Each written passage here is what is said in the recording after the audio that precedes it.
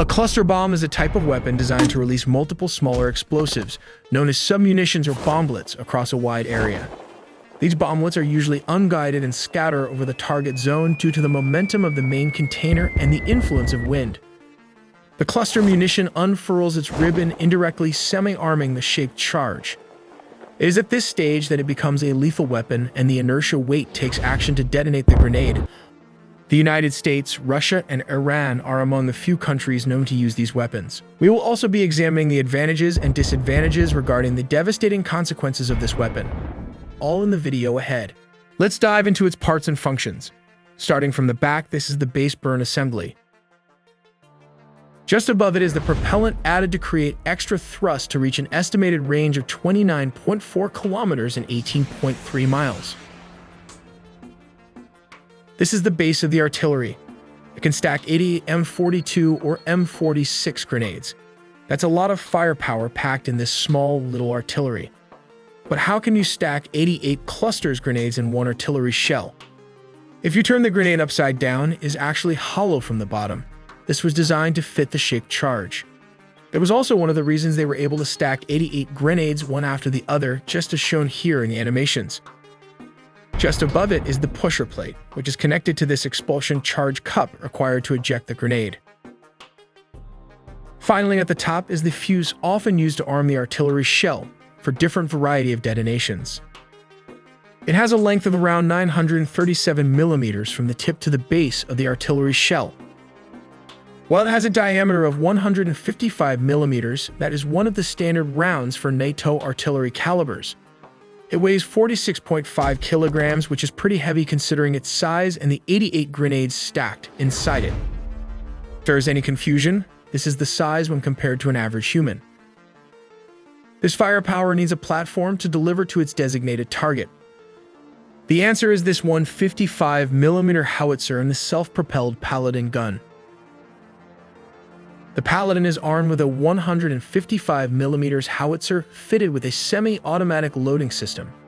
It has a maximum range of fire of around 24 kilometers with standard projectiles and 30 kilometers with rocket-assisted projectiles, while the maximum rate of fire for this self-propelled gun is 4 rounds per minute. But in this video, we will be focusing on how it is fired from this 155mm howitzer built in the 1970s, often referred to as the King of Battles. This artillery can be divided into 5 basic parts. Number 1. The barrel required to fire the 155mm shells. Number 2. The recoil system, which is required to absorb the force when fired. Number 3. Firing platform and the traverse handle. Number 4. This is the breech ring built with the highest quality steel and materials. Number 5. Here comes the loading tray to load both the shell and the propellant. Number 6. Just above it is the firing handle. Number 7. A lanyard to pull from a certain distance for safety purposes to ignite the propellant charge. Number 8. This is the trail system required to keep the gun stationary on the ground when fired. Now that we have understood its parts, let's fire this gun in these super simplified steps. Step number 1. Once the fuse is verified, the shell is loaded on this receiving tray. Step number 2. Here, the shell is manually pushed by a soldier inserted with this curved-looking object. Step number 3. A small propellant charge is inserted just after the verified round was loaded. Step number 4. The tray comes back up to make space for the breech ring to close. Step number 5. All set and done, the soldier pulls the lanyard, triggering the primer to fire the propellant charge required for this dual-purpose improved conventional munition. This will propel the shells to a maximum range of fire around 24 kilometers with standard projectiles and 30 kilometers with rocket-assisted projectiles. Now that we've cleared that out, let's examine the basic step-by-step process once fired. The fuse assembly activates the explosive charge. The expulsion charge pushes this plate. The outer casing detonates, releasing the M42 grenades as shown in this animation.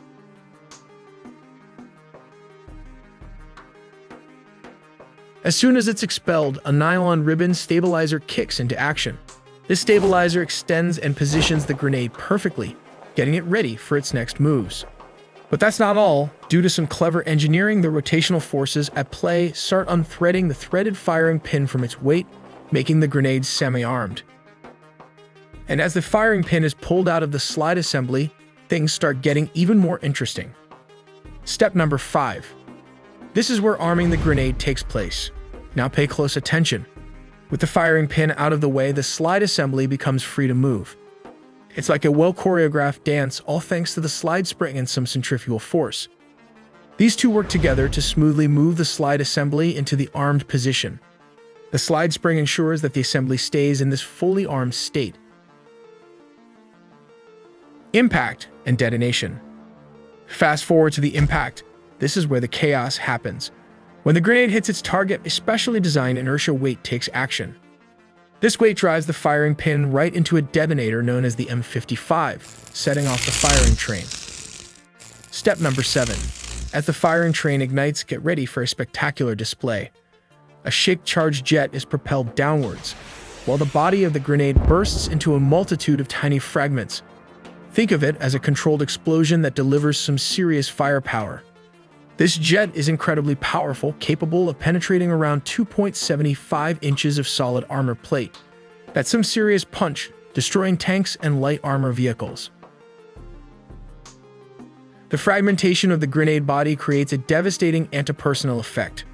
Those tiny fragments we talked about earlier, well, they become lethal projectiles, causing havoc within their radius. It's a smart design that adds an extra layer of effectiveness to this powerful weapon. First up, let's talk about the potential advantages of M42 cluster bombs on the battlefield. These cluster bombs, or some called dual-purpose improved conventional munition, are strategically designed to cover a wide area with smaller sub-grenades. But folks, we cannot ignore the serious downsides to M42 cluster bombs. Let's break down the major concerns. Indiscriminate nature. This is a big one. Critics argue that M42 cluster bombs lack precision, releasing submunitions over a wide area, including populated regions. This indiscriminate nature poses a significant risk to civilians, including children. Those unexplored submunitions, they can remain hazardous for years, causing civilian casualties and hindering recovery efforts long after the conflict is over. Potential unintended consequences.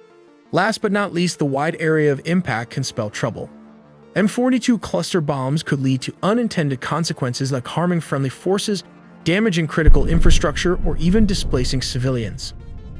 This is how we make original 4K 3D animation from scratch in Blender open source software with 2 animators working on it full time. Do subscribe and light up the comment sections.